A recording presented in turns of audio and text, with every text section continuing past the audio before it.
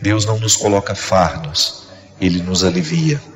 Porque essa é uma consequência natural daquele que se empenha no processo de mudança. A gente vai ficando mais leve. Ter um coração de Jesus significa ter um coração mais leve. Ter um coração semelhante ao dele, a gente abre mão dos ódios que nos pesam, dos rancores que nos machucam. E aí a gente vai ficando, assumindo uma leveza humana que é um projeto muito interessante. Ouso dizer, é um projeto muito inteligente, que só os sábios saberão compreender. Nós não temos o direito de perder a nossa vida ao lado de pessoas, de situações que nos façam perder. Foi Ele mesmo que nos disse: de nada vale ganhar o mundo se você perder a própria vida. De nada vale ganhar o mundo se nós perdermos a própria vida. Talvez você esteja pensando, e é verdade. Em muitos momentos da sua vida você foi infeliz porque alguém negou o que você era. Não lhe deu a oportunidade de ser quem você era. Aí, minha amiga, é um desastre. Quando nós não somos interpretados de um jeito certo, quando o outro olha para nós, do mesmo jeito como ele olha para uma parede, ou para um quadro na parede, ou ele olha para nós como se fosse um objeto de decoração na vida dele, você corre o risco de estar sendo objetificado. Perdeu a identidade. Deixou de ser. Entrou na dimensão do fazer da maneira mais cruel que um ser humano pode entrar. E às vezes, nós vamos ficando cansados e a vida vai ficando um fardo para nós, porque nos falta essa coragem de romper com aquilo que nos faz ficar perdidos. Você é um território sagrado. Dizer que você é um filho do céu, mesmo que você já tenha errado muito na vida, mesmo que você já tenha fracassado muito, não importa. Hoje é dia de recordar que você é um território santo. E ao reconhecer que é um território santo, você tem o direito de desfazer todos os acampamentos irregulares que porventura aconteceram na sua vida. Pessoas que chegaram, estruturas, mentalidades, coisas que de repente foram tomando conta de você e que lhe transformaram num objeto, num bem de consumo. E infelizmente você acostumou a viver assim, mas sabe muito bem, lá dentro, no fundo do coração, sabe que este incômodo precisa terminar, porque a sua realização é que está em jogo. E nós não temos o direito não, gente, de brincar com a nossa realização. Nós não sabemos quanto tempo a gente tem, não é verdade? Quanto tempo nos resta para a gente ser quem a gente é? Não vamos ficar perdendo tempo com o não ser, ou com realizar o sonho do outro, porque ele me imaginou assim, assim, assado. Não. A vida é urgente e nós precisamos viver com muita disposição a oportunidade de ser hoje, aqui, neste momento. Hoje é Jesus nos dizendo isso: vinde a mim todos vós que estáis cansados. Porque quando nós estamos escolhendo errado, a gente fica cansado mesmo. É sempre muito desgastante. É sempre muito desgastante quando nós estamos com a percepção de estarmos no lugar errado, fazendo o que é errado, com as pessoas erradas. É cansativo. Mas você não é um caso perdido por estar cansado. E Ele oferece essa possibilidade de dar o descanso, de nos oferecer esse descanso. E como é que nós descansamos, minha gente? É ficando acomodados? Não. Nós podemos descansar quando, com muita consciência, com muita responsabilidade, a gente caminha na direção do contexto certo. Quando você fala, olha, a partir de hoje, tudo que está ao meu redor, todos que estão ao meu redor, precisam facilitar a minha salvação. Porque em algum momento você pode descobrir, você de repente, através desse programa, através de uma leitura que você faz, através de uma palavra, você de repente descobre que você está vivendo a condição de objeto. E que na condição de objeto nenhuma felicidade pode ser possível à vida humana. E que nós não temos o direito de objetificar ninguém, nem tampouco aceitar ser o objeto do outro. É a vida. E é tão bonito quando nós descobrimos uns com os outros, né? Nossa, desculpa, eu estou te objetificando. Eu não estou deixando o seu ser livre. Eu não estou permitindo que você seja você. E o amor nasce disso, dessa capacidade de respeitar esses limites e de compreender que o outro está em processo de transformação, não naquilo que eu quero, mas naquilo que Deus quer para ele. E nisso consiste o amor humano, em acelerar o desejo de Deus na vida daquela pessoa. Para isso nós nos amamos, não é? Aí a gente identifica, sempre olhando como a gente propõe, né? Que na nossa vida nós precisamos rever o nosso jeito de viver constantemente. É um exercício de conversão. A gente lançar uma luz sobre o nosso modo de viver e ter coragem de reconhecer onde é que nós não fomos semelhantes. Qual foi a atitude de hoje que, ao invés de lhe fazer avançar na semelhança com Jesus, lhe fez retroceder? Qual foi a palavra que você disse hoje que não lhe fez ser semelhante a Jesus? Qual foi o pensamento? O que você pensou hoje? Até mesmo na relação com os outros, né? Pode observar. Muitas vezes nós não mudamos a atitude porque a gente não muda o jeito de pensar. É interessante como isso se dá muito na realidade quando eu tenho dificuldade de conviver com alguém. Se não muda o jeito como eu interpreto o outro, não vai mudar o meu jeito de tratá-lo. Eu esbarro nisso o tempo todo, minha gente. Você sabe muito bem, me acompanha, sabe o tanto que eu sou público, a minha vida me expõe o tempo todo. E eu preciso ter muita segurança no ser, para eu dar conta de fazer o que eu faço. E de vez em quando esbarra pela minha vida, através de uma carta, através de um e-mail, pessoas que não entendem o meu ser padre. É natural. Só que, no momento em que eu não sou interpretado do jeito como eu preciso ser, eu tenho todo o direito de estabelecer aquele limite. Por quê? O outro não está me interpretando do jeito certo. Não sou um objeto de consumo, mesmo como padre.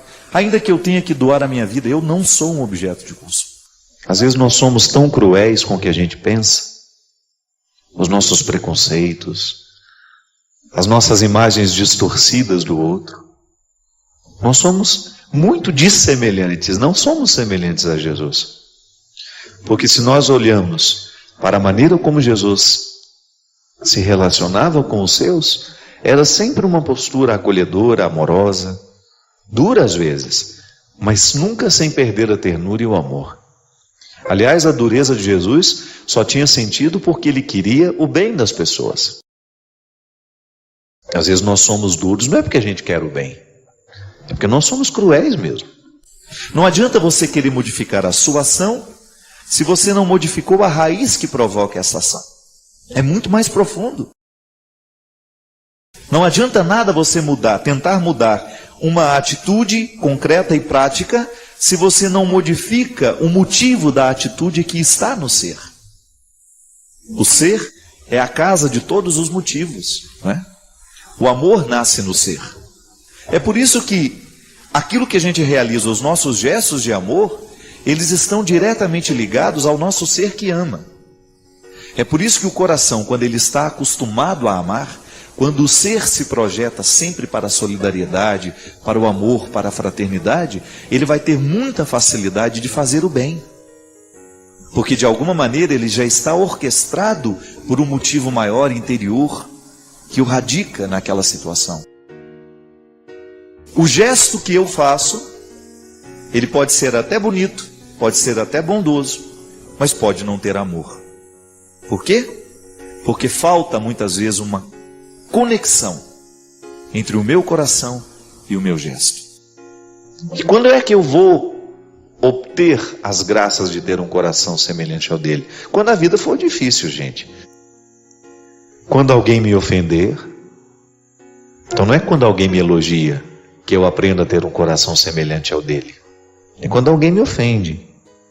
Quando alguém me machuca. com um gesto, com uma palavra. Quando alguém me trai, quando a cruz da solidão pesa sobre mim, quando alguém me injustiça, quando alguém me calunia, quando alguém olha, para nós, faz uma fofoca, uma calúnia, quando alguém nos desrespeita, é nessa hora que nós vamos ter a necessidade de ter um coração semelhante ao dele. Para quê? Aquilo que nos injustiça, aquela palavra que nos fere, que nos machuca, não tenha o poder de nos fazer perder a direção. E sabe que eu fico pensando que na vida nós somos muito carentes de situações que provoquem o nosso ser. Porque às vezes a gente faz tanto, a gente trabalha tanto, nós caímos numa vida de tantas atividades que a gente corre o risco de viver sem conhecer o que a gente é.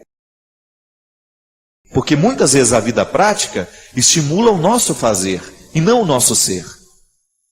E é por isso que eu preciso ter os meus momentos de cultivar quem eu sou. É por isso que as religiões nos ensinam a meditação, o silêncio, a oração, a contemplação.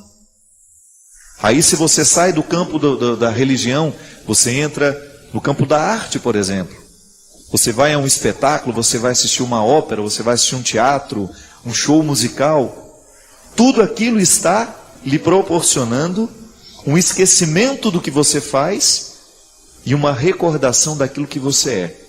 A boa música nos faz mergulhar no contexto do ser. E é por isso que a nossa maturidade humana depende dessas visitas que nós fazemos ao ser. Porque é no ser que a gente modifica o que faz. Por isso que é bom a gente ouvir pessoas que estejam comprometidas com o bem da gente. Ela não vai nos enganar. Por isso é bom conviver, trabalhar, dividir a nossa vida com pessoas que estejam comprometidas com o nosso bem. Porque você vai fortalecendo dentro de você essa salvação. Há muitas pessoas que estão interessadas na nossa perdição, porque não nos amam. Não estão comprometidas com a nossa verdade pessoal, não estão comprometidas com o nosso projeto de vida, nos tratam de qualquer jeito. Você não é um objeto de consumo. E muitas vezes as pessoas se aproximam de nós com um desejo tão ganancioso de serem as nossas administradoras, Por quê? Está te interpretando errado. Muitos casamentos dão errado por causa disso. Porque o marido interpreta a mulher como um bem de consumo. Não interpreta ela como um ser humano que tem vontades, que tem desejos, que tem sonhos. Então a atitude, muitas vezes, que cerceia, que agride, só vai ser modificada no momento em que o marido olhar para a mulher e interpretá-la de um novo jeito. Aí há liberdade. E na liberdade nós podemos ser irmãos, podemos ser amigos, podemos ser felizes, porque ninguém está impedido de ser. É por isso que Jesus fala, e ele aconselha aos seus naquela época, que a gente precisa ter um coração semelhante ao dele.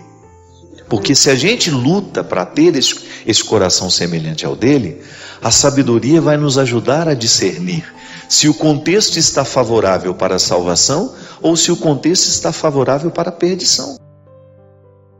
Particulariza essa palavra hoje.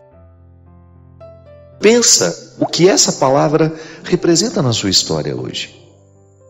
Olhe para o contexto mais íntimo da sua história hoje. Particulariza isso.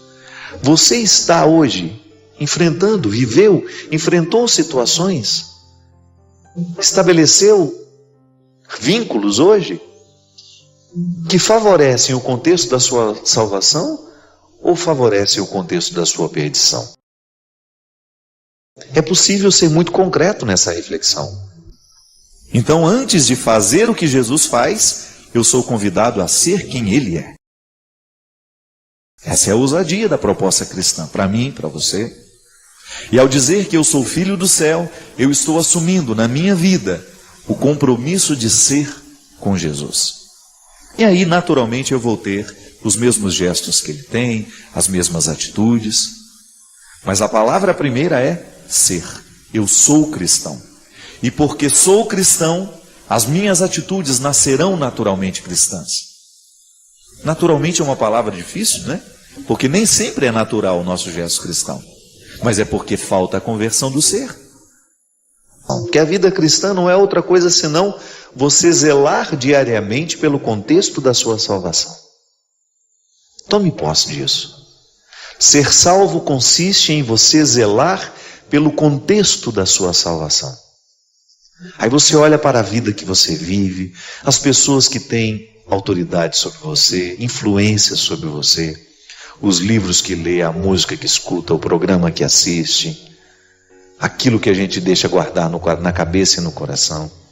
Esse é o contexto da sua salvação ou não. É o contexto também, pode ser o contexto da perdição. Não adianta. Não temos como negar. Esse contexto humano é onde Deus pode agir ou ele pode ser privado de agir. Mas ao assumir este compromisso de não perder de vista o ser que você precisa, viver e experimentar o tempo todo e mergulhar, quando olhamos para Jesus, nós descobrimos quem nós devemos ser, como devemos pensar. Só que aí, Paulo dizia, para que a gente tenha atitudes de Jesus, nós precisamos ser como Ele.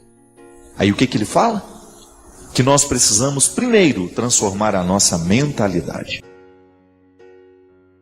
Ter o coração semelhante ao de Jesus pode nos parecer uma coisa cândida, né? Distante de nós. Isso é para os beatos, não.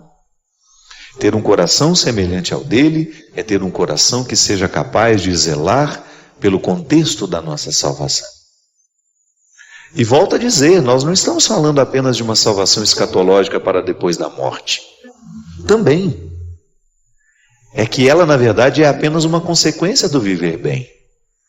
Às vezes eu encontro pessoas que estão muito preocupadas com a salvação escatológica, com a salvação depois da morte, e esquecem de viver bem as suas vidas.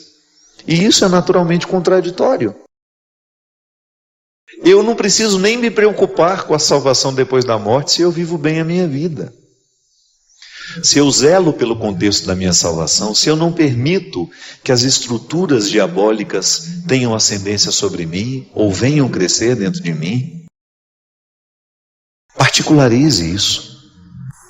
Quando eu asseguro que o meu ser está mergulhado num processo de transformação, de conversão, se eu estou vivendo a dinâmica desse batismo, é natural que eu ame, é natural que eu queira o bem, é natural que eu não semeie discórdias, é natural que eu saiba controlar as minhas vaidades, é natural que eu saiba controlar os meus orgulhos, é natural que eu não queira mentir, porque o ser está conectado em Jesus e sabe muito bem que viver a dinâmica de Jesus é justamente negar tudo isso, é não querer isso como parte, é não querer fazer parte dessas misérias todas, não é? Aí você então de alguma maneira controla a sua dimensão adâmica que não morre, que está aí dentro de mim, que está dentro de você. Quando nós abrimos as portas do que é ruim, a gente se perde. Mas quando uma palavra nos orienta e reata dentro de nós esse compromisso com a vida que todo ser humano deveria zelar para manter, a gente é salvo. Então a palavra é salvífica. A palavra tem o dom de nos colocar dentro de um contexto de transformação, de mudança, que significa também salvação. Viver a identidade é a gente de alguma maneira ter um referencial de quem a gente é, e a partir de saber quem a gente é, descobrir o que a gente deve fazer.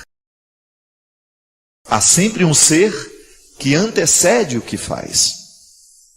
Isso é identidade, porque é refletindo a nossa humanidade que a gente vai se aproximar da santidade que nós tanto precisamos viver. Não há um outro jeito. Eu não posso ficar santo se eu não tocar nas minhas questões humanas, se eu não aprimorá-las e modificar essas estruturas. Que às vezes a gente pode ter essa compreensão equivocada de que Deus está nos propondo um fardo. Não. Deus está nos entregando privilégio, ter um coração parecido com o dele. E é possível, é.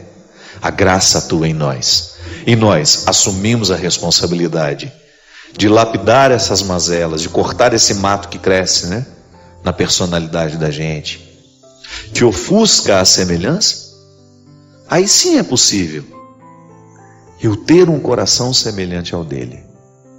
Essa é a antropologia cristã. Ao me ensinar, a igreja me ensina isso, que na história, no tempo, no dia de hoje, no cotidiano que hoje eu enfrento, eu sou convidado a legitimar a presença de Jesus na história. E que o meu ser é o lugar da conversão. É aqui, no meu pensamento, na minha atividade cerebral, nos meus motivos intelectuais, é aqui onde o meu coração bate, onde todos os meus sentimentos são processados, onde as minhas sensações também existem e me ajudam a ser quem eu sou, que a primeira dimensão do cristianismo se forma. É a formatação cristã. Poderíamos usar um termo moderno, né? Quando você formata o seu computador, o que você faz? Você o transforma, você o retira, você limpa tudo aquilo que estava lá e você o projeta para um novo tempo. É o que o batismo faz com a gente. Ele nos retira de uma condição antiga e nos formata para uma vida nova. Então, a partir do meu batismo, eu estou mergulhado neste novo jeito de ser de Jesus. Volto a dizer, a palavra de Deus nos orienta, e porque nos orienta, ela nos salva. E hoje Deus nos salva, nos convidando a ter um coração semelhante ao Filho dele. Não é nenhum prejuízo, é um privilégio. A orientação, minha gente, sempre que ela é amorosa, ela tem um poder salvífico. Um pai, por exemplo, pode salvar o filho de muitas coisas ruins. Basta que ele esteja atento à orientação que ele precisa fazer naquele momento da vida da pessoa, do filho. Seja ela uma criança, seja ela uma adolescente, seja essa pessoa já um jovem ou até mesmo um adulto. A palavra salva, porque ela orienta. Ela tem o dom de reorientar o caminho. Um pouco antes aqui em Mateus 5, Jesus fala das bem-aventuranças, né? Bem-aventurados. A expressão bem-aventurados também pode ser traduzida como felizes. E ainda pode ser compreendida como bem encaminhado. Então a palavra de Deus tem o poder de nos salvar porque ela nos orienta. Por isso ela é palavra de salvação. Eu sou salvo toda vez que sou orientado a agir de um jeito certo. Toda vez que eu tenho condições de escolher melhor, eu estou sendo salvo. Quando a palavra nos orienta, minha gente, ela cria dentro de nós um contexto de redução da ação do que é maligno em nós. E o que nos salva são as mudanças que nos tornam melhores. Eu, quando lhe quero bem, eu estou lhe proporcionando ser quem você é e, ao mesmo tempo, ajudando a retirar os excessos que prejudicam o seu ser. Pedindo a Deus que nos conceda a graça de ter um coração semelhante ao seu Filho. E esse é o nosso propósito, diariamente. Quando a gente se coloca nessa caminhada cristã, outra coisa a gente não pretende senão assumir essa semelhança.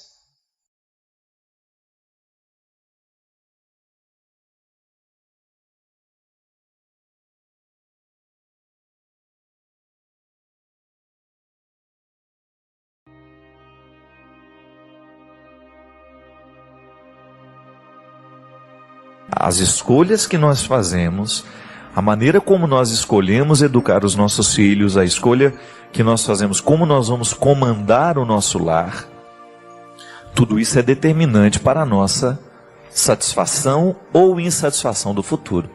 A gente até dizia, né? O pessoal do Twitter, né, que é para quem eu quero mandar um grande abraço, dizia, retuitaram muito essa frase lá. A vida... Não, Deus perdoa sempre, o homem às vezes, a natureza nunca. E é assim. A vida, aquilo que a gente escolheu, um dia vai cobrar de nós. Quando nós precisamos chorar esses choros profundos, o jeito é tentar descobrir o que a gente pode consertar hoje. O grande problema é que a gente descobre muitas vezes que já não há muito o que fazer, né? Há uma coisa na formação dos filhos, minha gente, que chama-se caráter. Isso é determinante. O que é o caráter? É tudo aquilo que foi marcado, é aquilo que foi deixado na cabeça, no coração, e que nos identifica como pessoa. Quando a gente fala, nossa, essa pessoa tem caráter, isto é, ela não precisa ser vigiada. Ela tem um bom alicerce. Quando vem uma ventania e quando vem uma coisa que vai destelhando e vai arrancando tudo, só fica no chão aquilo que tem bom fundamento. A vida é a mesma coisa. De vez em quando os vendavais sopram sobre nós e a gente sente as nossas estruturas resbalarem. Quanto mais firmado está o caráter da pessoa a partir de bons valores, de realidades que foram bem construídas, maior será a capacidade que essa pessoa vai ter de resistir e de ficar de pé. Qual que é o grande problema do mundo de hoje? A fragilidade das pessoas. Eu fico impressionado, gente. É terrível como a gente identifica isso o tempo todo. A vida é difícil hoje do mesmo jeito que era difícil há 50 anos atrás. O que muda são, muitas vezes, as oportunidades. A gente tem muita possibilidade hoje, então é claro que nós vamos sofrer um pouco mais. Quanto maior é o número de possibilidades que uma pessoa tem, maior é o número de escolhas que ela vai ter que fazer. Então o ser humano de hoje precisa de ter muito preparo para dar conta de sobreviver. Mas as dificuldades existem, desde que o mundo é mundo. Agora, o que eu fico assustado é perceber o quanto que as pessoas estão frágeis nos dias de hoje. Entregam os pontos muito facilmente. É impressionante o quanto que hoje nós não estamos dispostos a viver os sacrifícios que a vida nos pede. E eu acho que essa é a raiz do grande problema. Educar um filho, trazer um filho para o mundo, a pessoa traz o filho para o mundo, mas ela quer continuar vivendo do mesmo jeito que vivia quando não tinha filhos. Isso é muito irresponsável. Outro dia eu estava vendo aquela moça da televisão, né? Astrid Fontanelli, né? Que é a apresentadora de TV, naquele mesmo programa onde eu conheci a Flor de Lis. Ela adotou um garoto. E a apresentadora de televisão estava perguntando, e aí, Astrid, como é que está a sua vida agora, depois que a criança veio? Ela falou, totalmente modificada. Só com essa frase, você já sabe que a Astrid está no caminho certo. Filho que não modifica totalmente a vida da mãe e do pai, não está sendo bem administrado. Aí a apresentadora falou, mas como assim? O que mudou? Ela falou assim, eu não saio mais como saía no passado. Esse garoto precisa ser olhado o tempo todo. Eu não confio isso somente às babás. Eu faço questão de ficar com ele o tempo maior que eu puder. Por quê?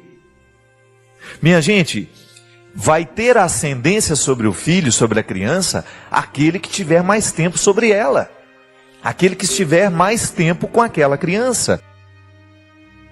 Então veja bem. Por mais que você confie nos cuidados físicos da babá, você sabe que a babá não vai deixar morrer asfixiado, você sabe que a babá vai dar a comida na hora certa, você sabe que a babá vai dar o banho na hora certa, vai colocar para dormir na hora certa. Mas e o caráter? Quem é que vai deixar nessa criança? A babá ou você? Será que as nossas babás estão preparadas para oferecerem o caráter que os seus filhos precisam? Às vezes estão. Às vezes elas estão até mais preparadas que os pais. Mas nem sempre isso é uma realidade.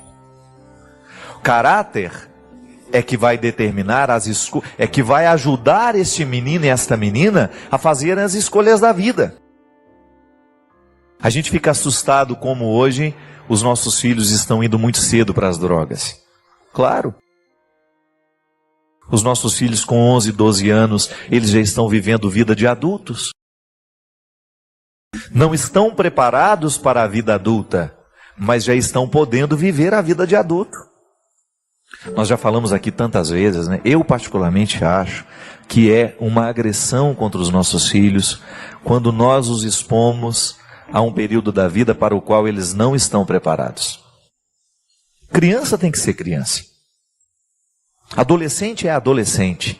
Não pode viver, não pode antecipar no tempo aquilo para o qual eles não estão preparados. Isso é crime.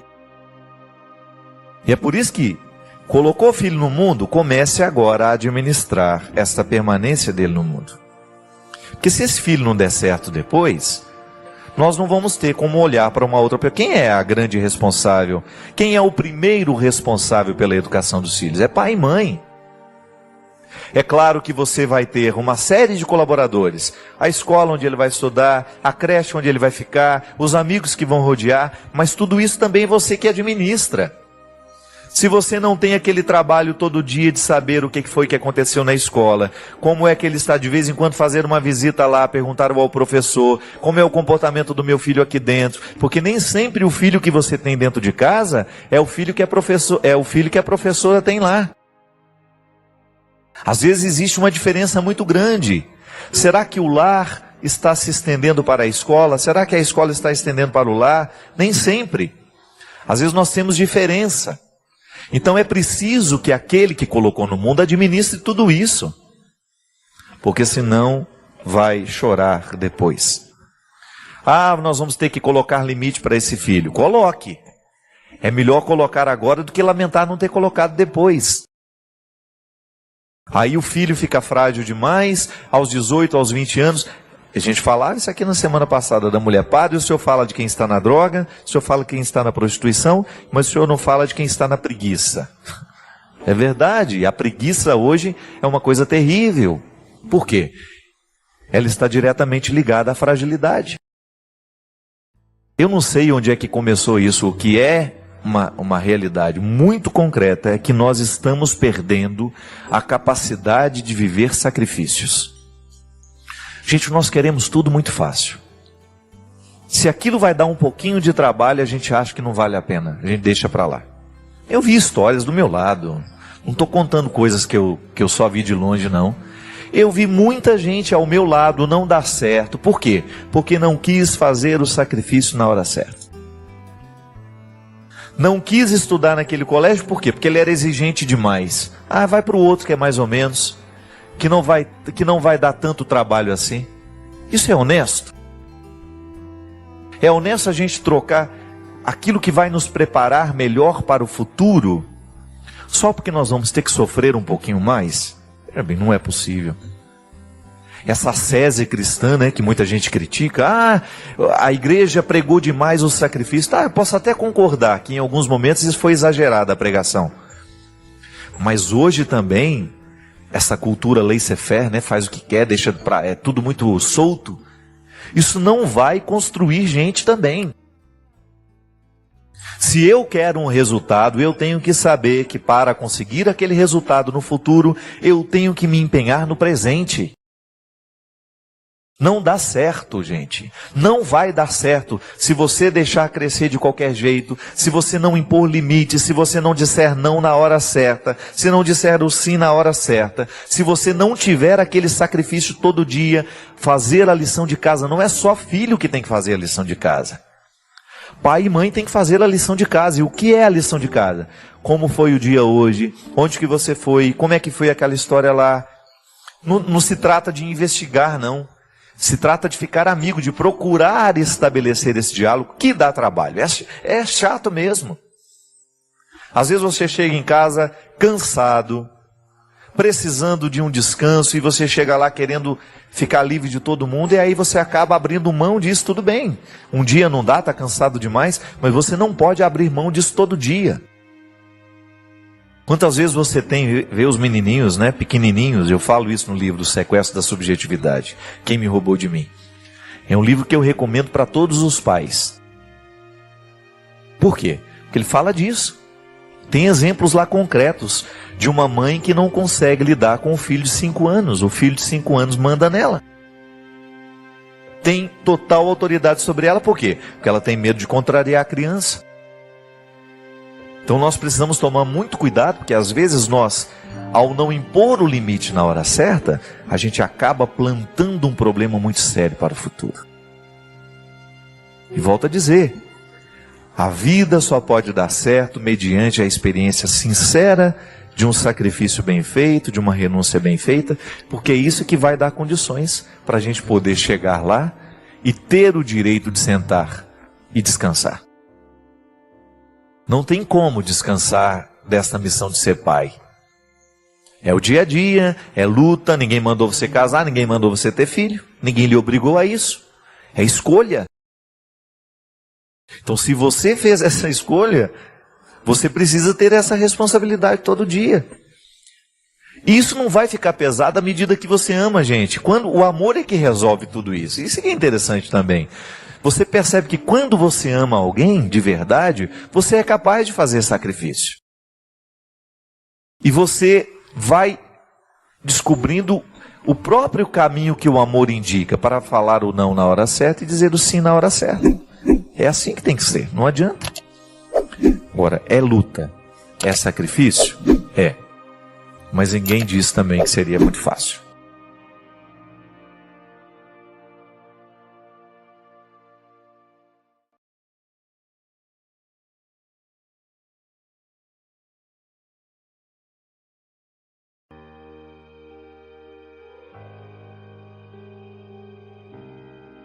Minha gente, a liberdade interior talvez seja o valor máximo, o sabor máximo que um ser humano poderia experimentar. Ser livre interiormente facilita tudo, até mesmo a nossa capacidade de administrar o sofrimento. Pode observar, muitas vezes nós sofremos é porque somos apegados, nós não somos livres. Eu me apego a uma mesa, eu me apego a um livro, eu me apego a um sucesso, eu me apego a um emprego, eu me apego a uma pessoa. E aí eu me privo de viver a minha liberdade pessoal. Aí eu começo a sofrer. Ninguém nos prometeu que seria fácil. Ninguém nos prometeu que tudo aconteceria como a gente quer. Ninguém nos prometeu que os nossos amores seriam perfeitos. Ninguém nos prometeu que as pessoas não nos trairiam. Ninguém nos prometeu que nós não perderíamos as pessoas que nós amamos. Ninguém nos prometeu que nós não teríamos de lidar com os contrários. A liberdade interior, minha gente, ela vai colocando você em paz com a vida, sabe? Você vai ficando mais leve para conviver. Você vai percebendo o que realmente importa. Onde é que você tem que pôr o seu empenho? Às vezes a gente passa um tempo da nossa vida insatisfeito, amargurado por causa de bobagens. Por quê? Porque nos falta liberdade interior. Ah, padre, mas o meu contexto me escraviza. Me desculpe, eu só acredito na liberdade. O que nos liberta, minha gente? O que nos liberta? Qual é o advogado que pode nos retirar de trás das grades do sofrimento? São as nossas convicções. É o que a gente pensa que nos liberta. É a palavra que ilumina a nossa consciência que é capaz de nos libertar. Talvez a libertação não chegue na sua vida, é porque você ainda não pensa de maneira libertadora. Talvez você ainda seja escravo de si mesmo em tantas dimensões. Talvez você ainda seja ciumento. Talvez você ainda esteja mergulhado nas suas mesquinharias. É porque você ainda não foi iluminado pelo pensamento que liberta, que é a palavra de Cristo. É a sua mentalidade, é o seu evangelho, é o seu jeito de ser, é o seu jeito de viver, de interpretar o mundo, de interpretar as pessoas. É isso que nos liberta. Viver dói. Viver é doloroso sempre, mas é possível extrair uma satisfação de tudo isso. E para isso, o processo religioso, para nos ajudar a entender isso. Sabe, é tão libertador quando nós entendemos que a vida é sagrada, mesmo quando acontecem coisas que não parecem ser sagradas.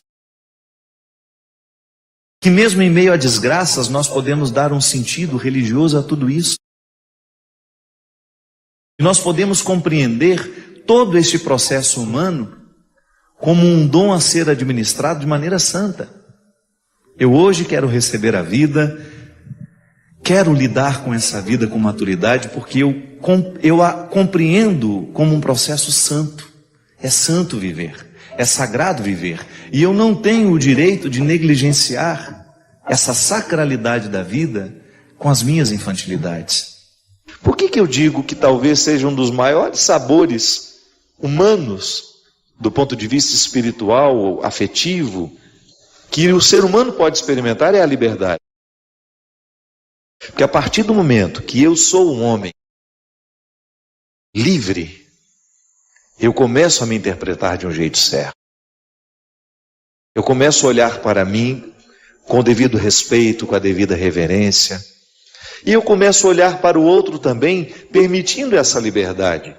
Porque quem é livre faz questão de provocar a liberdade em quem encontra. Às vezes nós temos tanta dificuldade dentro de casa, nós temos dificuldade com o irmão, nós temos dificuldade com o pai, com a mãe, com o amigo. Por quê? Porque nós não fomos libertados na nossa cabeça, nós continuamos apegados a nós mesmos, às nossas misérias, nós não nos trabalhamos para a liberdade. Porque a partir do momento que eu levo a sério a liberdade que Jesus provoca em mim, eu vou fazer de tudo para que o Cristo seja livre também. Mas de maneira amorosa, de maneira solidária. Eu não vou impor a ele os meus fardos, eu vou fazer de tudo para eu lidar bem com as minhas transformações. Aí eu organizarei melhor os meus lutos, eu terei condições de perder com um pouco mais de sabedoria, porque perder todos nós estamos perdendo.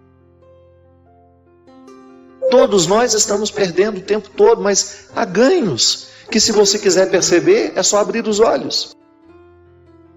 Sabe, então, jogar fora todo esse arsenal de infantilidade que muitas vezes nós levamos, permitir que Deus retire dos nossos olhos esse óculos que muitas vezes nos faz ver uma realidade cheia de florzinha bonitinha, mas que não corresponde àquilo que é. Olhar o outro com verdade, sem as nossas expectativas. Muitas vezes os nossos encontros não são possíveis, os nossos amores não são possíveis, é porque não é que a gente ama o outro, a gente ama é as expectativas que a gente tem do outro. Isso é cruel. Quando a gente joga sobre o outro todas as responsabilidades que nascem da nossa maneira infantil de ver a vida, de ver o mundo, de ver as pessoas. Muitas vezes nós alimentamos visões muito infantis a respeito da vida, do outro, até mesmo da nossa relação com Deus. Quantas vezes nós nos pegamos alimentando um jeito infantil de ser religioso? É quando a gente não tem maturidade suficiente para entender que Deus não vai fazer todas as nossas vontades. E não é próprio de quem ama realizar todas as vontades da criatura amada, porque isso significa retirar da criatura amada a oportunidade de crescer com as próprias dificuldades que são próprias da vida. E claro, a presença de Deus não oscila, ele não amanhece mal-humorado, fala, hoje eu não vou estar ao lado desse povo. Não. Agora, nós é que decidimos aceitar essa presença ou não na nossa vida. Porque Deus não nos invade. Deus nos dá todas as graças, mas Ele não força a gente a receber. E aí, a diferença de um ser humano para todos os outros é justamente a coragem de acolher a graça de Deus, de colocar para trabalhar tudo aquilo que Ele depositou em nós como um dom. É você permitir que a semente avance no seu crescimento. É você regar diariamente essa semente recebida, esse dom recebido, para que ele se torne um fruto. Gente, se a gente passa a mão na nossa cabeça todos os dias, se a gente olha com pena para a gente, se a gente olha com espírito de vítima, a gente tem 1000 motivos para deitar e dormir, achando que nós já fizemos tudo que tinha que ter sido feito. O ser humano, quando ele entra dentro do contexto da autopiedade, ele para de crescer. Ai, coitadinho de mim, olha como eu trabalhei hoje. Eu não tenho tempo nem para fazer uma caminhadinha. Eu não tenho tempo para nada. Para com isso. Insira alguma coisa de novo na sua vida. E faça de tudo para que isso que você fere. Então você tem uma rotina, que já é pesada, eu sei. Mas coloque alguma coisa que vai qualificar a sua vida. Incremente, ainda que seja, olha, a partir de hoje, meia hora do meu dia vai ser para ler. Eu preciso ler ao menos um livro por mês. Eu preciso acrescentar, ainda que seja 15 minutos de reflexão no meu dia. Eu estou muito agitada, eu estou tendo uma rotina, eu estou cuidando da minha casa o tempo todo, estou cuidando dos meus filhos, eu estou trabalhando e eu não estou tendo tempo para me equilibrar como pessoa. Sabe, você sentir que você está fazendo alguma coisa para o seu amadurecimento, para o seu avanço. Isso é religioso, minha gente. Sim. Quando nós permitimos que Deus haja na nossa vida, quando Ele nos ajuda a viver o desapego, até mesmo daqueles que nós amamos, para permitir partir, ou para reestabelecer aquela memória de um jeito novo, porque todo mundo morre, minha gente. Todo mundo vai perder pessoas especiais. Todos nós somos assolados pela tristeza de ver partir alguém que nós amamos. Agora, a minha vida não pode terminar na hora que o outro morre, porque senão eu não dou testemunho da ressurreição. Ou eu não faço justiça à vida que eu ainda tenho. Nada é só bom, nada é só ruim. O avesso tem seu lado direito.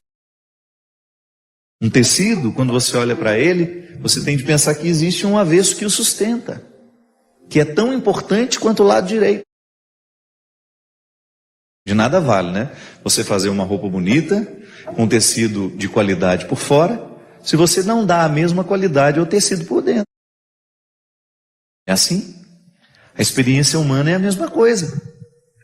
E nós vamos amadurecendo à medida em que a gente vai conseguindo articular a realidade com a meta. Ninguém pode viver sem meta, sem objetivos, né?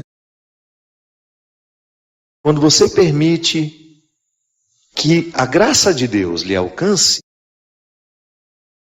com todas as suas possibilidades, com todas as suas consequências, você começa a adentrar um território de mais leveza, você começa a dispensar um pouco os pesos que às vezes a gente faz questão de levar, porque é impressionante como nós somos pouco inteligentes, para não dizer que nós somos burros. Como nós insistimos em levar fardos que não acrescentam à nossa vida em nada. E não pode ser livre aquele que se amarra em fardos.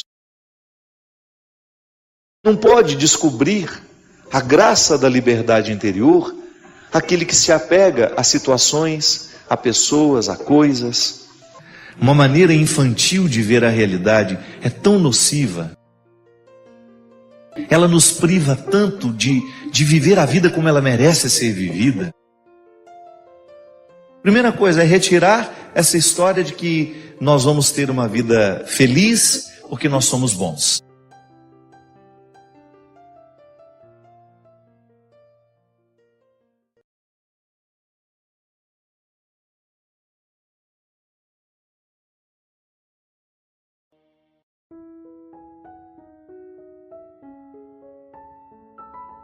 Quando você se dispõe a modificar a maneira como você pensa as coisas, você inicia um sofrimento purificador, que vai lhe arrancando daquele processo opressivo que até então você estava.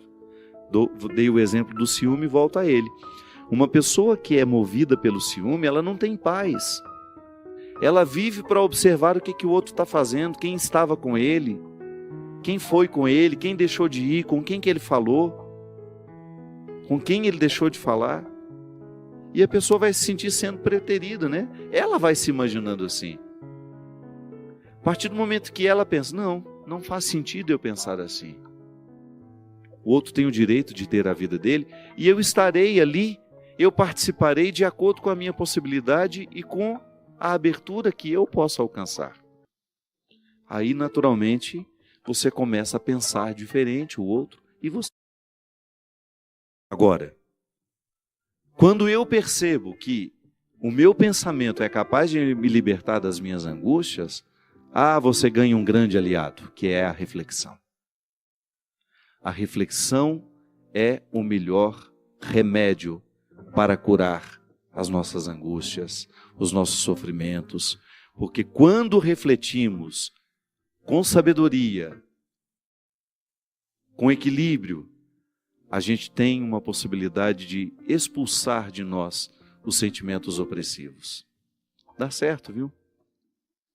Eu sei que pensar ultimamente tem sido difícil, porque a gente chega tão cansado em casa, a gente vive com tanta correria, que nem sempre nos é possível parar, fazer uma reflexão da vida, ou fazer uma oração que lhe faça refletir a vida. Porque às vezes a gente vai para a oração, mas a gente vai com tanta coisa para pedir, que não sobra tempo para refletir. Volto a dizer, o contexto dos acontecimentos precisa nos ajudar a pensar a vida. Então você olhar as realidades com mais parcimônia, com mais paciência, com mais calma. E você tendo a oportunidade de arrancar do coração e da mente tudo aquilo que está sendo opressivo na sua história.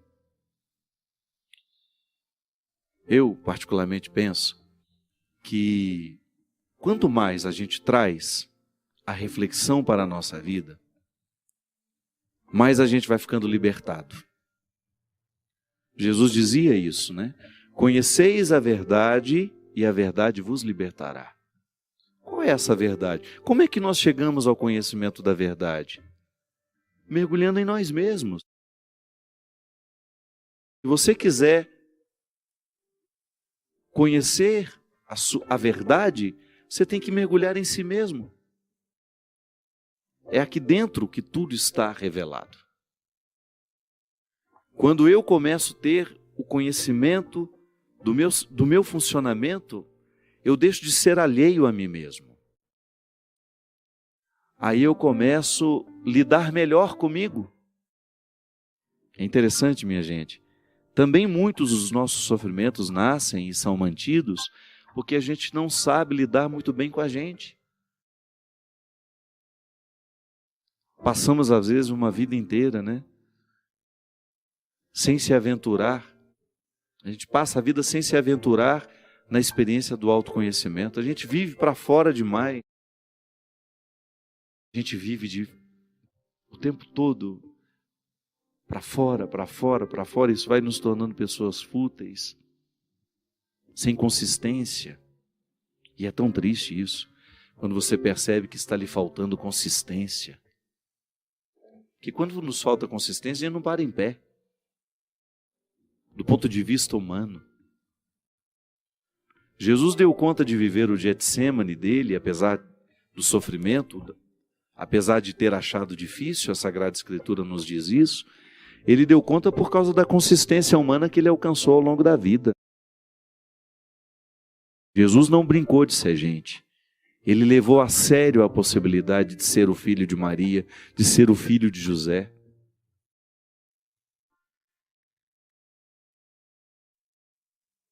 Ele enfrentou a sua humanidade. Lapidou diariamente essa humanidade. Ou você acha que ele não teve as mesmas dificuldades que nós? Claro que teve. Ele também perdeu a paciência. Ele também experimentou a intolerância. Nele, claro. Mas foi ali, lapidando. Entrando em consonância com a essência divina que lhe era inerente. Ele precisava administrar nele todas as suas possibilidades humanas para ele levar até o fim essa missão. E para ser capaz de convencer os que estavam ao redor. Porque isso é tão interessante a gente pensar também, né? Que essa coerência pessoal de Jesus é que deu a ele os seguidores que ele teve. Foi prestando atenção nessa humanidade tão atraente que as pessoas começaram a seguir Jesus. Eu sempre gosto de diferenciar isso. Antes de fazer uma experiência de Jesus, Filho de Deus, as pessoas faziam uma experiência de Jesus, Filho de Maria e José. Um ser humano inesquecível. Um ser humano admirável. Pode parecer herético, não, mas não é não. Não há divisão aqui. Eu estou querendo apenas, pedagogicamente, lhe chamar a atenção para a dimensão humana que Jesus cuidou diariamente em si mesmo. Mesmo porque o Cristo glorificado somente depois da ressurreição. Até então, era a experiência de um Jesus humano. De um homem que era capaz de amar os miseráveis, de um homem que tinha o tempo todo um coração solidário a entregar aos pobres, de um homem que era capaz de se aproximar dos leprosos, das prostitutas, dos ladrões, que tinha palavras bonitas, transformadoras, que tinha um discurso atraente, porque apresentava uma nova maneira de ver o ser humano e Deus, e tinha uma maneira diferente de interpretar o ser humano na relação com esse Deus. Ah, isso aí, tudo inspirado pelo Espírito, claro, mas humanamente, verdadeiramente encarnado. Um ser humano inesquecível. Um ser humano formidável. Um ser humano com coragem, um ser humano com determinação, que fez da sua oportunidade humana uma experiência divina. Porque eu vivo aqui o mesmo desafio. Eu também tenho a filiação divina. Claro, diferente de Jesus, mas eu estou mergulhado pelo meu batismo nele, você também está.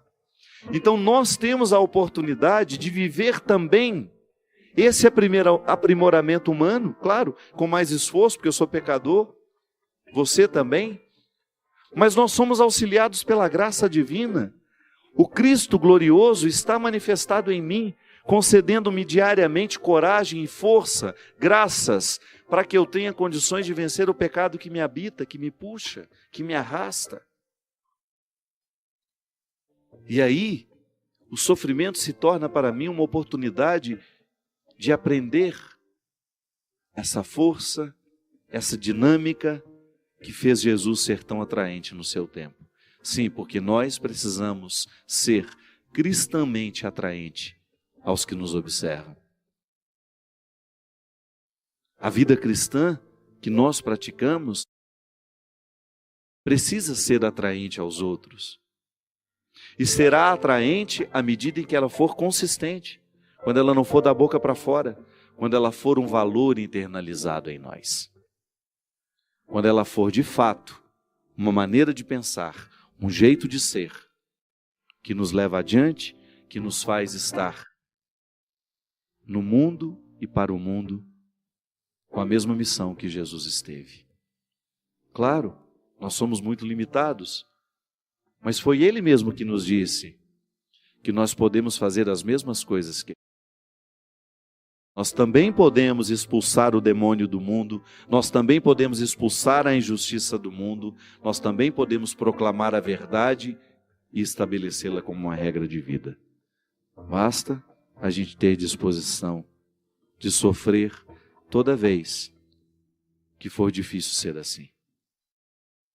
Não ter medo do sofrimento que nascerá desta opção cristã. Sim, para eu ser cristão, eu preciso sofrer diariamente os desafios da vida cristã. Ah, mas o fruto é muito bom, porque a gente se torna uma pessoa muito melhor a partir dessa luta. Derrame sobre nós, sobre os nossos corações, sobre as nossas vidas, a bênção e a proteção do céu, do Deus Todo-Poderoso, Pai, Filho e Espírito Santo. Amém. Até a semana que vem, se Deus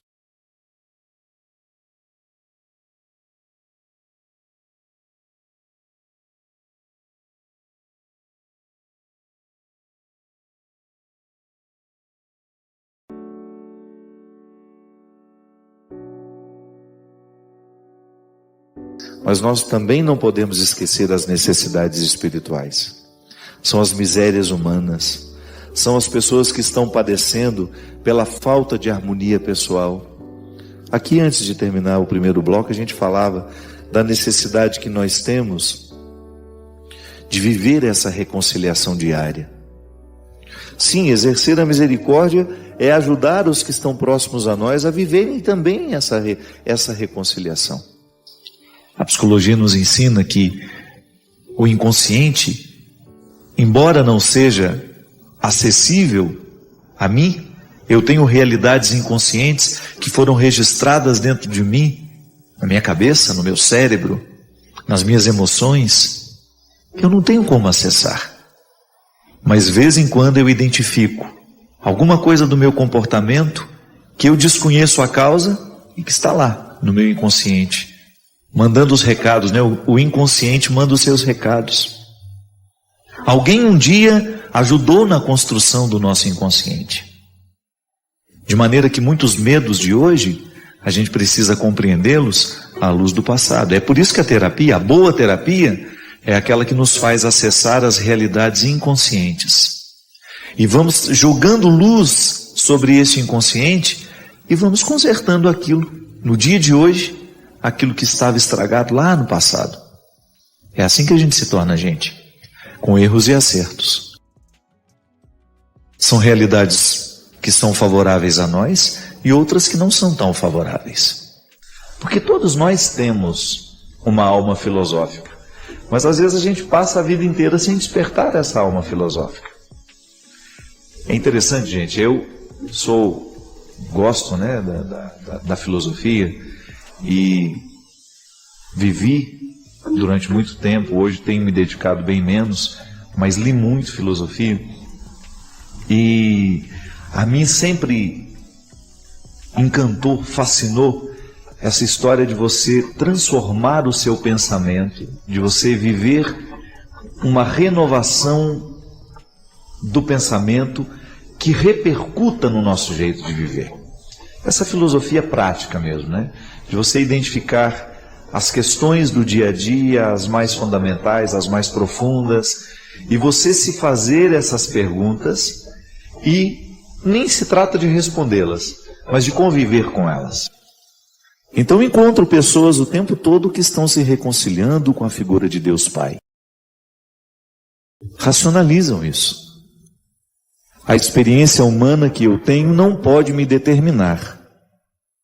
Ela pode até representar um obstáculo, isso é natural. Aliás, ninguém nos prometeu que seria fácil. Mas a fé é um dom, que está em mim, que está em você. E é tão interessante pensar, minha gente, que o dom, ele nos é dado da mesma forma. Porque às vezes nós somos injustos com Deus. A gente olha para o vizinho, que tem uma experiência religiosa bonita, admirável, que repercute no caráter dele. Porque o bom religioso não é aquele que quantifica o tanto de vezes que vai à igreja, não. É aquele cujas vezes ele foi à igreja, causou transformação no jeito dele ser. E às vezes a gente olha para aquele que parece ser um pouco mais religioso do que nós, aqueles que são aparentemente mais fiéis do que nós, e a gente fica na tentação de pensar que Deus deu mais fé a ele do que a nós. Não. A mesma fé que está no coração do Papa foi dada ao seu coração também. O que nos diferencia, muitas vezes, nessa experiência, é o tanto que a gente cultiva o que recebeu. Tudo lhe foi dado. O bandido que está lá na penitenciária agora, que matou 16, 20, 30 pessoas, ele continua sendo sublime, mas ele está sedimentado no joio do mundo.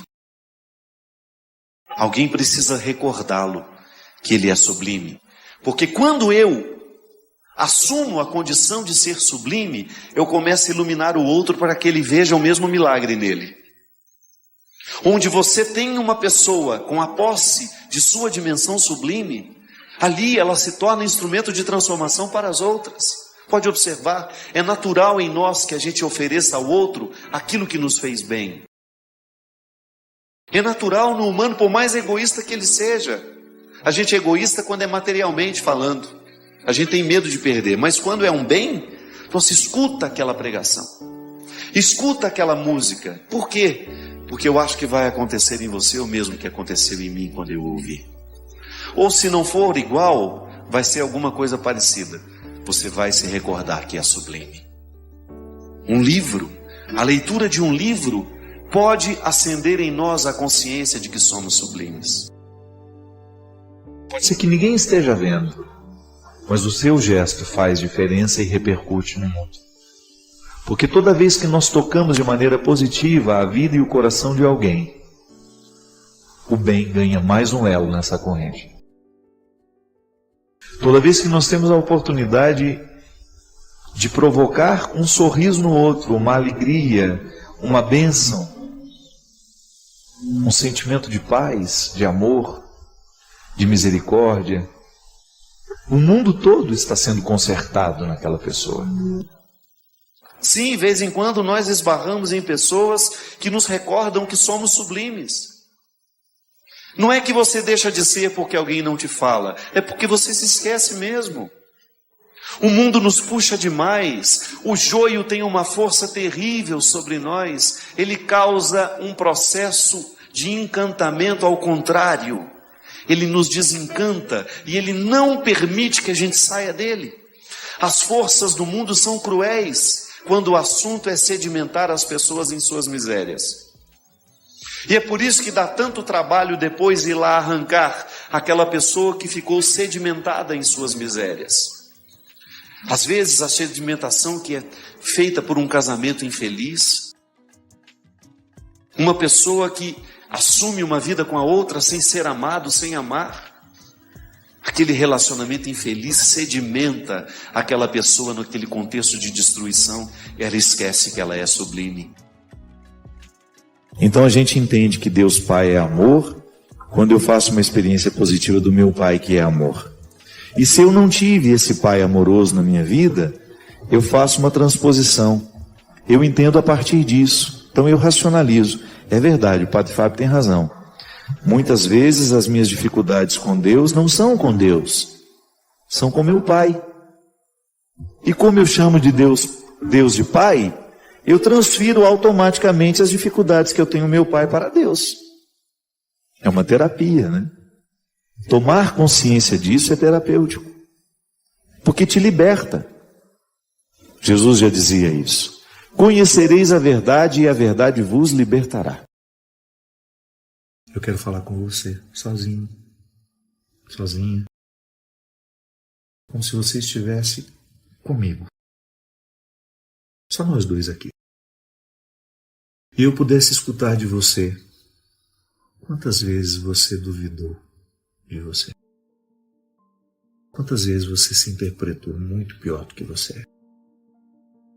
Quantas vezes você trocou o que Deus sabe sobre você por aquilo que os outros acham? Quantas vezes você desconsiderou a sua luta, a sua batalha, porque você achou o resultado do outro melhor que o seu? Quantas vezes você foi injusto com você, porque você considerou o que você não tinha, esqueceu aquilo tudo que estava à sua disposição? Quantas vezes você desistiu? Quantas vezes você não ficou até o fim? Quantas vezes você cruzou a linha de chegada em último lugar e ninguém estava lá para lhe esperar? Quantas vezes você não foi festejado? Quantas vezes você não provocou alegria porque acabou de... Com você que hoje, no dia de Todos os Santos, eu quero conversar com isso. Porque a mim ocorre diariamente essa certeza.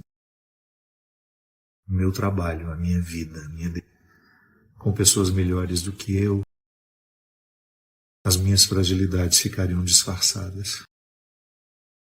Com o tempo eu descobri que não. Eu não tenho que procurar disfarçar as minhas fragilidades. Eu só tenho que cuidar delas. E eu quero estar com quem queira a mesma coisa. Não quero as pessoas perfeitas, porque elas não existem. Eu quero as pessoas reais. E eu quero estar com elas, porque estando com elas eu me sinto mais verdadeiro.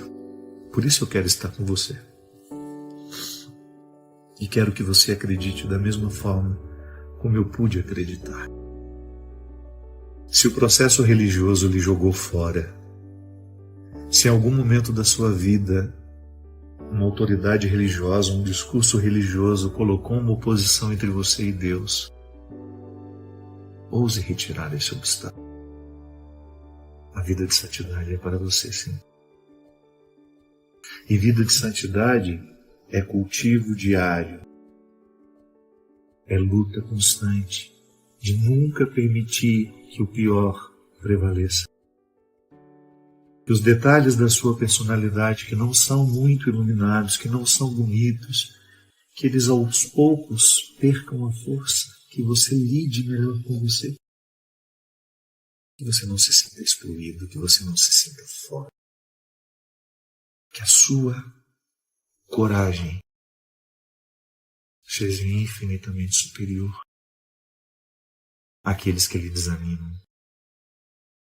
Bem-aventurados os puros de coração, porque só eles verão a Deus.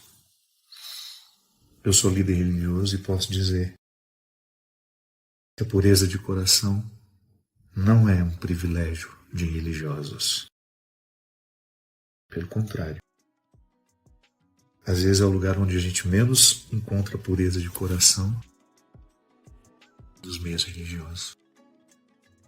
Portanto, não tenha medo. Não se sinta excluído. Sabe aquelas baladas chiques que a gente gostaria muito de ter um nome lá para a gente poder entrar? Pois é. Na lista do reino dos céus o seu nome está.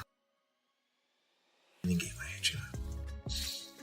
Na lista que nos dá acesso a Deus, o seu nome está inscrito definitivamente. E se alguém na portaria ousar dizer que você não foi convidado, não acredite. Não há nada que você tenha feito ou que você possa fazer que modifique a decisão de Deus de estar em você, de florescer em você, por você, através de você.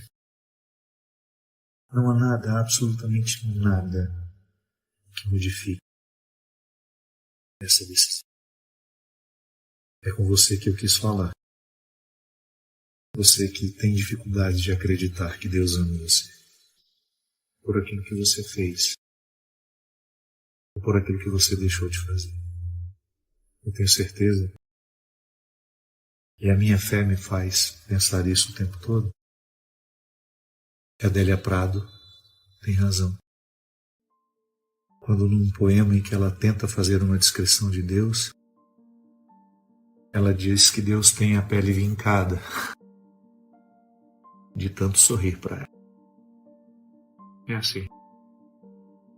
Que Deus lhe ajude nas suas lutas, que Deus lhe fortaleça nas suas batalhas, que Deus lhe conceda a graça de nunca se prender, de nunca se prender aos olhares que lhe desprezam, de nunca ficar, de nunca permitir que a última palavra seja daquele que lhe condena.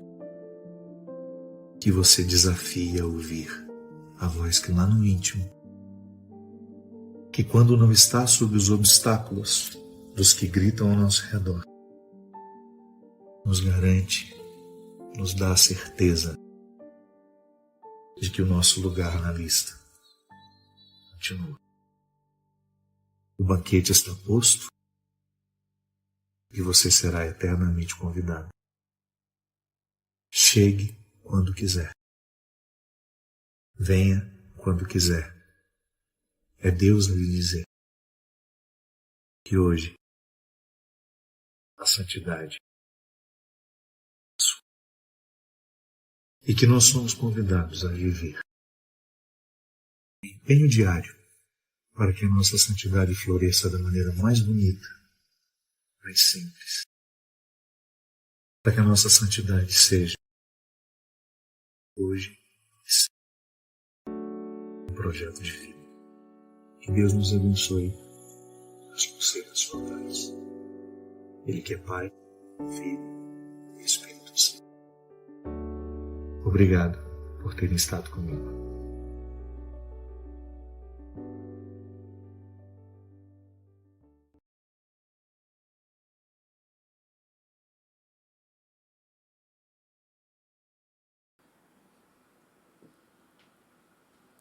Se você ficou até aqui, se você parou o seu dia para escutar, isso já te diferencia da maioria.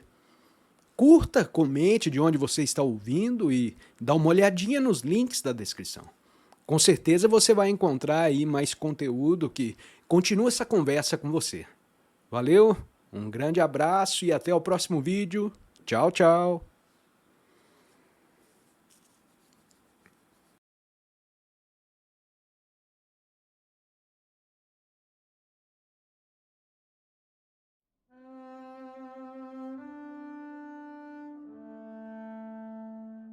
O mundo está carente de nãos. Vejo que cada vez mais os pais e professores morrem de medo de dizer não às crianças. Mulheres ainda têm medo de dizer não aos maridos. E alguns maridos temem dizer não às suas esposas. Pessoas têm medo de dizer não aos amigos. Noras que não conseguem dizer não às sogras, chefes que não conseguem dizer não aos subordinados, gente que não consegue dizer não aos próprios desejos. E assim são criados alguns monstros. Talvez alguns não cheguem a sequestrar pessoas, mas têm pequenos surtos quando escutam um não, seja do guarda de trânsito, do chefe, do professor, da namorada, do gerente do banco. Os pais dizem, não posso traumatizar o meu filho. E não é raro eu ver alguns tomando tapas de bebês com 1 ou 2 anos. Outros gastam o que não têm em brinquedos todos os dias, e festas de aniversários faraônicas. Sem falar nos adolescentes. Hoje em dia é difícil ouvir alguém dizer, não, você não pode bater no seu amiguinho. Não, você não vai assistir a uma novela feita para adultos. Você não vai passar a madrugada na rua. Não, você não vai dirigir sem carteira de habilitação. Não, você não vai beber uma cervejinha enquanto não fizer 18 anos. Não, essas pessoas não são companhias para você. Não, hoje você não vai ganhar brinquedo ou comer salgadinho e chocolate. Não, você não vai faltar na escola sem estar doente. Não, essa conversa não é para você se meter. Não, com isso você não vai brincar. Não, hoje você está de castigo e não vai brincar no parque. Crianças e adolescentes que crescem sem ouvir bons, justos e firmes nãos, crescem sem saber que o mundo não é só deles. E aí, no primeiro não que a vida lhe dá, e a vida vai lhe dar muitos, surtam. Não estou defendendo a volta da educação rígida e sem diálogo. Pelo contrário, eu acredito piamente que crianças e adolescentes tratados com amor real, sem culpa, tranquilo e livre, conseguem perfeitamente entender uma sanção do pai ou da mãe, intuem que o amor dos adultos pelas crianças não é só prazer, mas é também responsabilidade. E quem ouve uns nãos de vez em quando, também aprende a dizê-los quando é preciso. Acaba aprendendo que é importante dizer não a algumas pessoas que tentam abusar de nós de diversas maneiras, com respeito e firmeza, mesmo que sejam pessoas que nos amem. O não protege, o não ensina, o não prepara. Por mais que seja difícil, eu tento dizer não aos seres humanos que cruzam o meu caminho quando acredito que é hora. E tento respeitar também os nãos que recebo. Nem sempre consigo, mas tento. Acredito que é aí que está a verdadeira prova de amor. E é também aí que está a solução para a violência cada vez mais desmedida e absurda nos nossos dias. Eu confesso, eu recebi esse texto na semana passada e iria lê-lo, mas eu gostaria de parabenizar sem saber quem é. Mas ela se propôs a fazer uma reflexão, gente, absolutamente válida para os dias de hoje.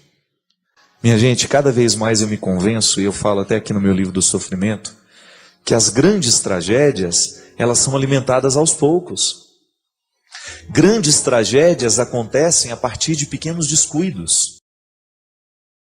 É interessante que uma tragédia, quando ela acontece, ela é uma junção de uma série de pequenos detalhes que foram desconsiderados. A verdadeira educação, eu trabalhei e estudei muito o processo educacional, e tenho certeza que muitos educadores que agora me acompanham vão de concordar comigo. Um processo educacional, ele só pode ser saudável a partir do momento em que há um equilíbrio entre sim e não. Não estou querendo propor um modelo educacional repressivo, coercitivo, que venha impor pela força do grito, que venha proibir tudo aos filhos, não. Mas o que essa psicóloga está propondo é que a gente assuma a responsabilidade na hora certa, para que depois a gente não seja responsabilizado por coisas piores, por coisas trágicas. Hoje, minha gente, o grande desafio nosso como pais e mães, como educadores, como pessoas que de alguma forma têm a possibilidade de interferir no processo social, é a gente educar as pessoas para o limite, para a situação em que todos nós teremos que enfrentar, em que a vida vai nos oferecer um não. Nós não podemos encontrar uma pessoa que foi feliz e que foi realizada, que só encontrou sim pela vida, muito pelo contrário. Aliás, eu acredito que uma pessoa ela vai se tornando interessante à medida em que ela vai conseguindo vencer as adversidades que encontra. Ninguém nasce pronto. Nós não temos a possibilidade de ter uma vida pronta, um mundo ordenado, se a gente não passa pela experiência de produzi-lo. E um filho é um empreendimento que precisa o tempo todo ser talhado, como se fosse mesmo uma escultura, a partir deste formão humano, desta ferramenta que se chama amor, que dá 2 golpes. O amor é uma ferramenta que dá 2 golpes, para permitir e para negar. Engana-se aquele que pensa que o amor é uma ferramenta que só dá o golpe da permissão. Não. O amor dá o golpe da permissão, mas ele também dá o golpe da negação. Proclamar a vitória de Deus é um jeito interessante que a gente tem. Primeiramente, reconhecer aquilo que nós esperamos dele. Porque quando a gente proclama a vitória de Deus na nossa vida, nós estamos reconhecendo que em nós há uma parte que a ele pertence. Não que nós sejamos esquartejados, não.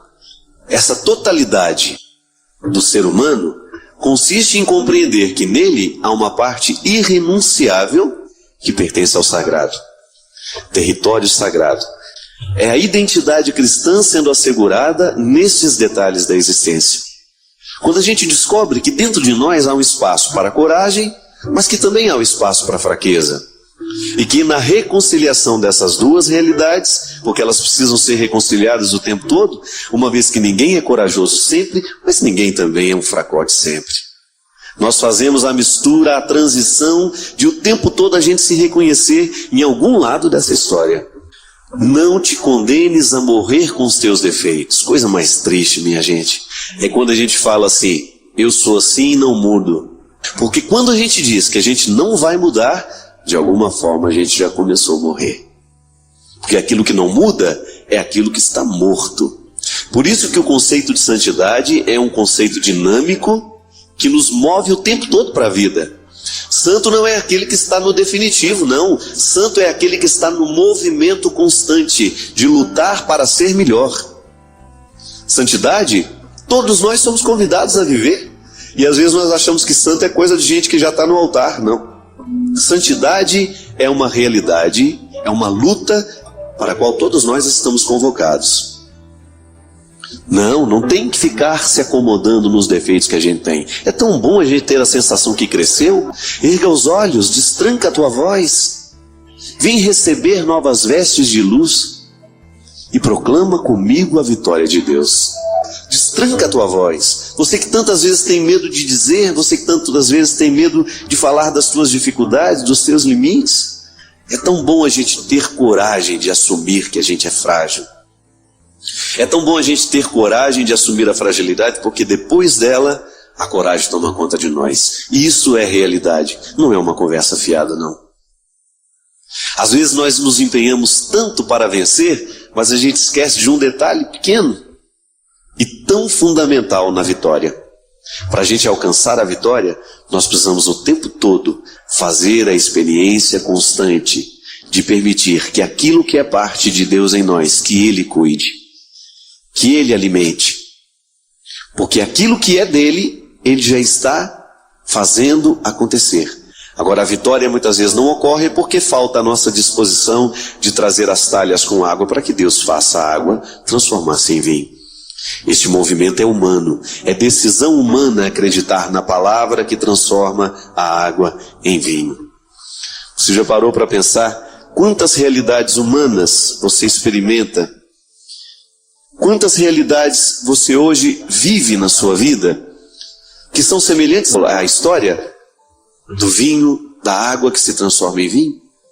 Quantas realidades humanas você precisaria ter a coragem de apresentar ao Senhor e dizer: ó, essa é minha água, e eu gostaria muito que o vinho acontecesse. Esta é a luta que eu trago, Senhor. É o empenho que eu tenho vivido todos os dias da minha vida, e eu espero pelo teu milagre.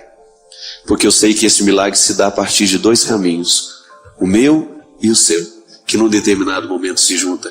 São dois gestos que têm o poder de transformar e de acontecer e de fazer aquilo que antes parecia impossível. Causas impossíveis, nós costumamos dizer. Existem muitas causas que são impossíveis, é porque a gente ainda não fez o que é possível. Nós só temos o direito de esperar pelo impossível, depois de termos feito tudo o que nos foi possível.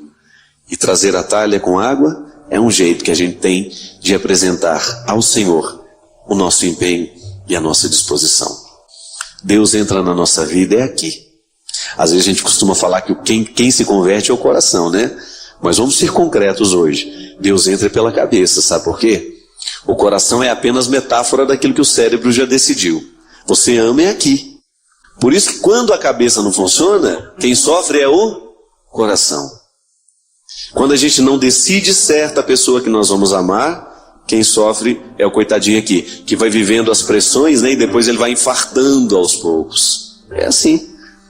Deus acontece na nossa cabeça. Por isso que os gregos tinham uma expressão muito interessante que pertence ao contexto da filosofia, que uma pessoa está de fato modificada é depois que aconteceu nela a metanoia. Sabe o que significa metanoia? Mudança de mentalidade. Aquilo que antes girava para a direita, agora gira para a esquerda. Isso é conversão. O nosso raciocínio conseguiu englobar algumas realidades que antes ele não englobava. Aí a gente pensa com mais amplitude. E às vezes as coisas vão mal na nossa vida é porque falta visão mesmo. Falta a gente pensar diferente.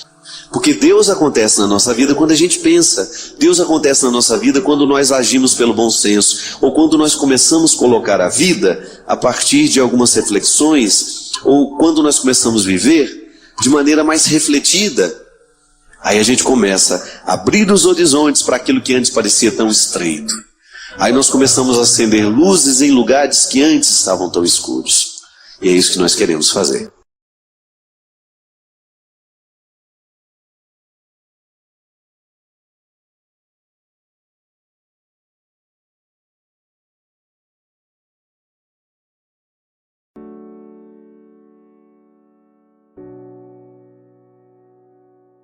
Padre, há 2 meses que eu estou numa depressão profunda, que eu não tenho vontade de sair do meu quarto. E eu perguntei: minha filha, mas qual a razão de tanta dor, de tanto sofrimento? Qual a razão de você se trancar dentro do seu quarto? E ela me disse assim: nós descobrimos, padre, que o meu pai, ele tem poucos meses de vida. O médico nos anunciou que ele está num estado muito avançado de câncer. Escutei e parecia que entre aquela decisão de ficar trancada no quarto e a notícia de que o pai viveria pouco tempo, havia uma contradição. Aí eu perguntei para ela com muita coragem, sem medo de estar desrespeitando o sofrimento dela, sem medo de desconsiderar a depressão que ela estava vivendo, sem medo de desconsiderar aquilo que para ela era doloroso naquela hora. E eu perguntei: minha filha, você fica sabendo que seu pai tem apenas alguns meses de vida. Você escolhe passar esses meses deprimida? Você prefere passar esses poucos meses que o seu pai tem, trancada dentro do seu quarto? Será que você não está fazendo o jogo contrário? Você não tem como modificar esse. Se eu pudesse, eu retiraria o câncer do corpo do seu pai. Eu também não posso. Mas você pode tirar o câncer de você. Esse que você não tem fisicamente, mas que você está permitindo que tome conta da sua alma. Você não tem um câncer detectável em exames, mas você está permitindo que a repercussão da enfermidade do seu pai lhe deixe mais enferma do que ele. Será que você não pensa na possibilidade de viver bem esses últimos tempos ao lado de seu pai, sendo a melhor filha do mundo? Ou dando a ele, quem sabe, a segurança que ele precisa nessa hora? Seu pai não precisa de uma filha deprimida ao lado dele. Seu pai está precisando de uma filha que o ajude a enfrentar o sofrimento. A mim parece, no mínimo, o egoísmo de sua parte, fechar-se no seu quarto, esquecer do sofrimento da família e acrescentar um a mais.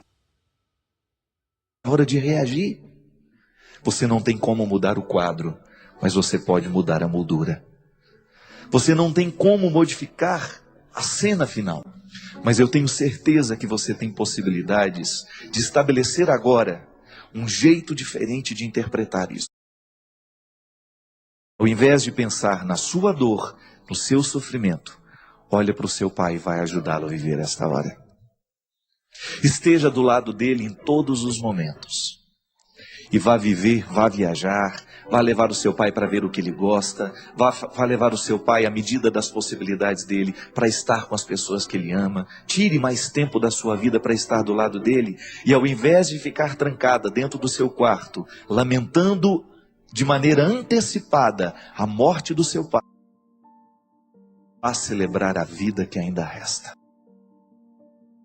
Ao invés de ficar antecipando o velório do seu pai, a tristeza que será, que vai vir, que vai ser inevitável, ao invés de ficar antecipando toda essa tragédia, vá descobrir um significado para a vida nesta hora.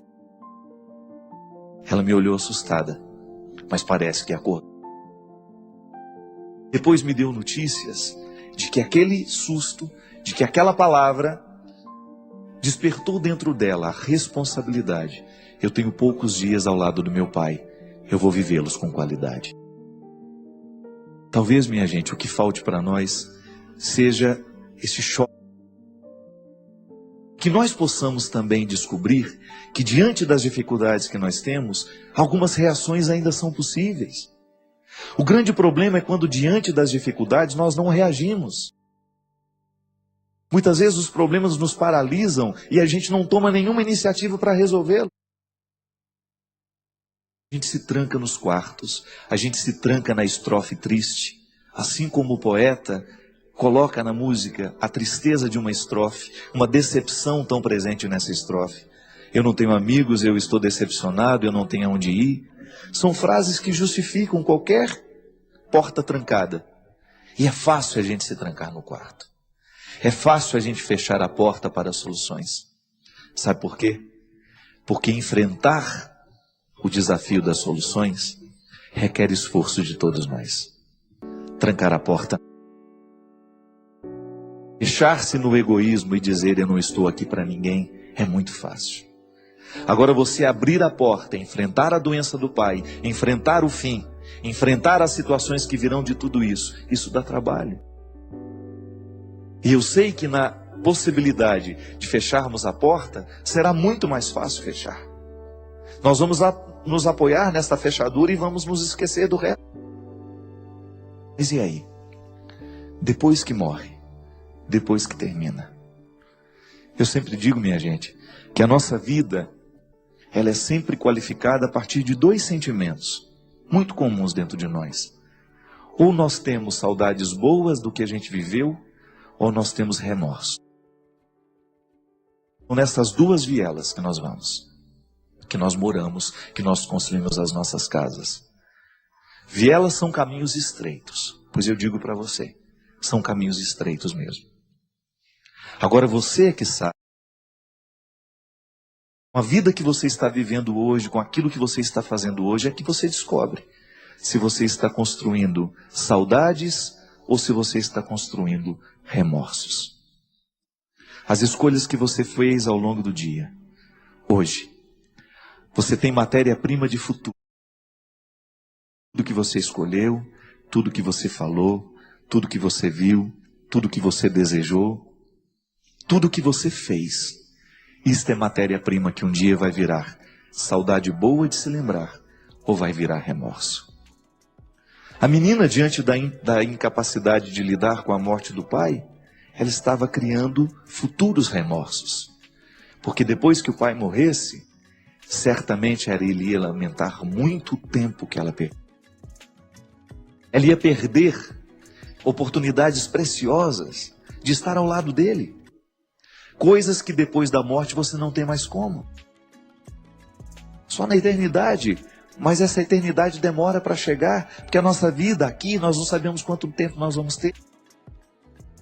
E a qualidade da nossa vida na terra depende dessas escolhas que nós fazemos. Derrame sobre nós a bênção do Deus Todo-Poderoso, Ele que é Pai, Filho e Espírito Santo. Amém. O que era o elan vital na filosofia de Bergson? Era justamente aquele elemento da vida que dá a liga, que faz com que eu não perca a vontade de eu não fique desanimado de existir. Porque é pesado viver, gente. Dá um trabalho danado ser quem a gente é. Eu vivo os meus pesos, você vive os seus. E aí, se a gente não tem esse elan vital, a gente vai sucumbir à primeira crítica que ocorrer, primeira situação desagradável que a gente tiver que enfrentar.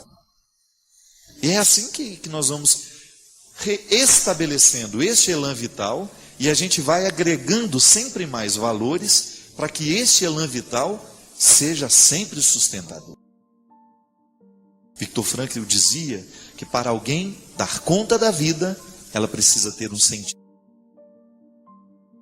E esse sentido pode estar localizado em várias situações. Eu posso ter no sentido da minha vida uma meta futura. De repente eu estou estudando e eu quero ser médico.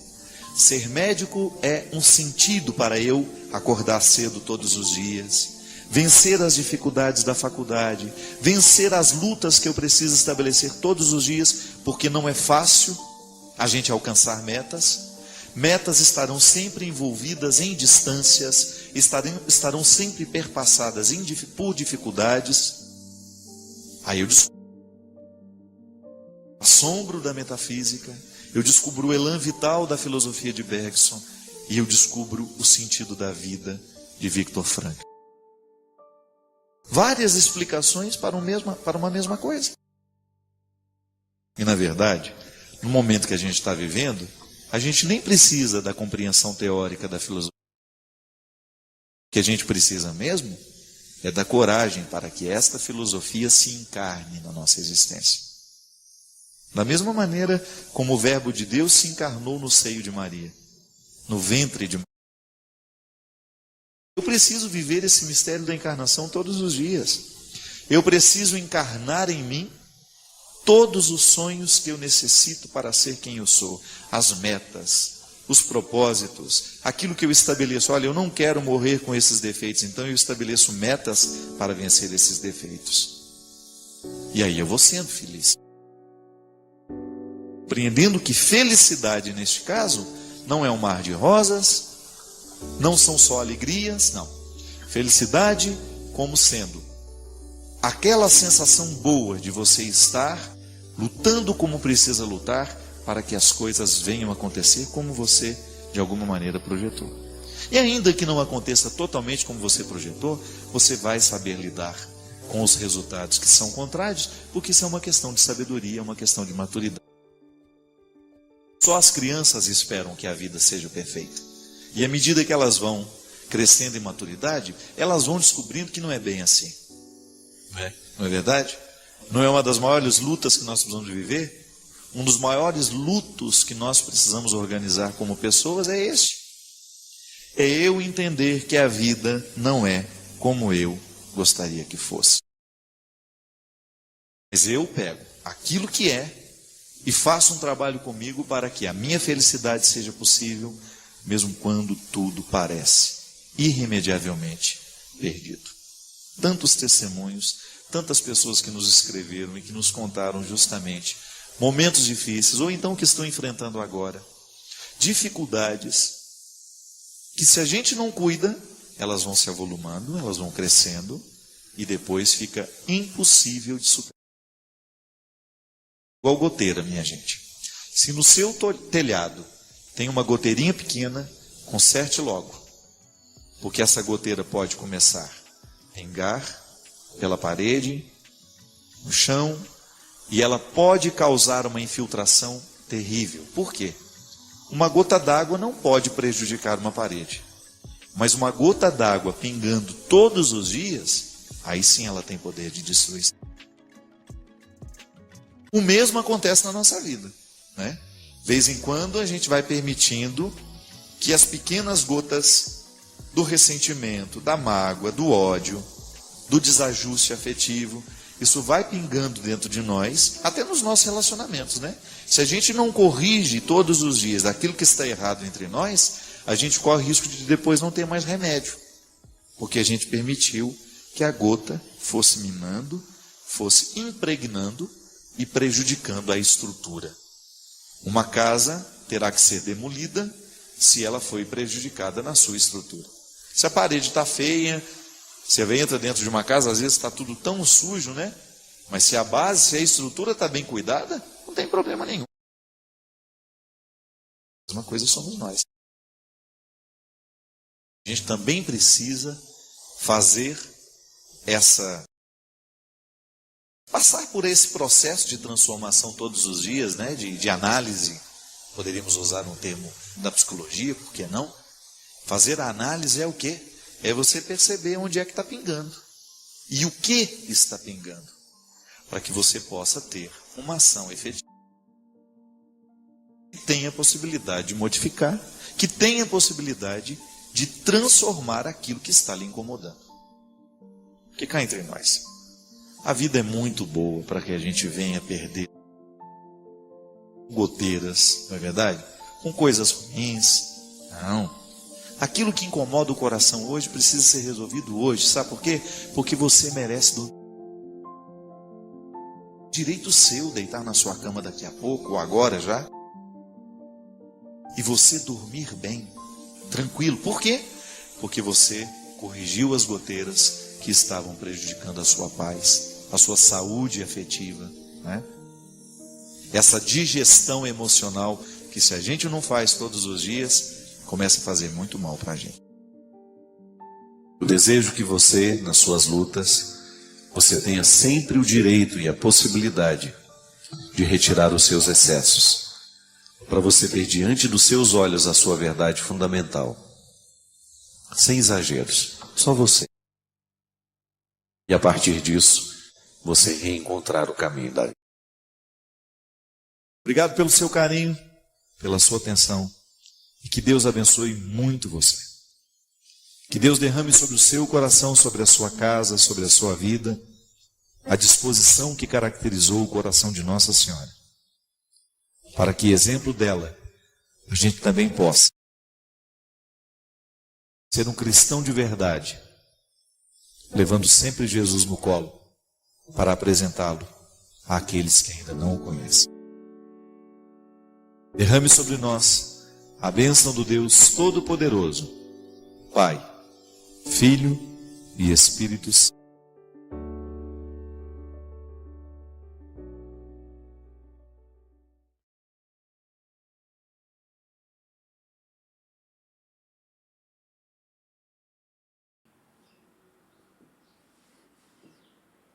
Se você ficou até o fim, é porque algo aí dentro de você escutou e queria escutar essa mensagem.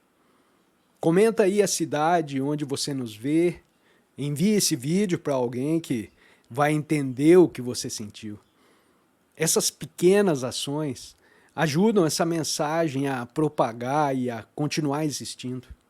E óbvio que aquele joinha também ajuda, né? Então, um grande abraço a todos e até o próximo vídeo. Tchau, tchau.